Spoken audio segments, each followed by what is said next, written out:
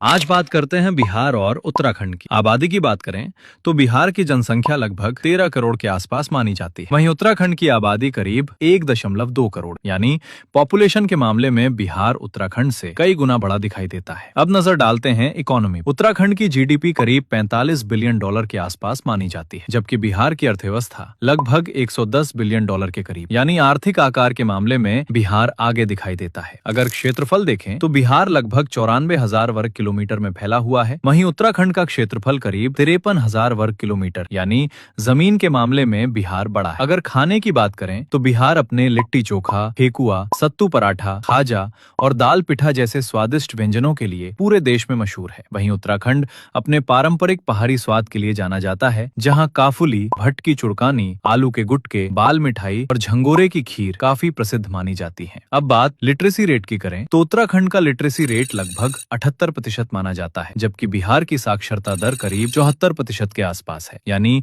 पढ़ाई लिखाई के मामले में उत्तराखंड आगे निकलता दिखाई देता है। लेकिन कहानी यहीं खत्म नहीं होती है। उत्तराखंड अपनी खूबसूरत पहाड़ियों, चार धाम यात्रा, प्राकृतिक सुंदरता और पर्यटन के लिए जाना जाता है। वहीं बिहार अपनी ऐतिहासिक विरासत, प्राचीन नालंदा विश्वविद्यालय जैसी पहचान के लिए मशहूर है। बिहार ने देश को कई बड़े नेता, अधिकारी और विद्वान दिए हैं। यहाँ से डॉक्टर राजेंद्र प्रसाद जैसे महान नेता निकले। वहीं चाणक्य और आर्यभट्ट जैसे विद्वानों ने पूरी दुनिया में भारत का नाम रोशन किया। दूसरी तरफ उत्तराखंड को देवभूमि कहा जाता है। उत्तराखंड ने कई बड़े नाम दिए। ऋषभ पंत, जो रुड़की से जुड़े भारतीय क्रिकेटर हैं, और जुबिन नौटियाल, देहरादून के मशहूर बॉलीवुड सिंगर, आज पूरे देश में अपनी अलग पहचान रखते हैं। अब आप बताइए, इन दोनों राज्यों में आपके हिसाब से कौन ज्यादा ताकतवर है?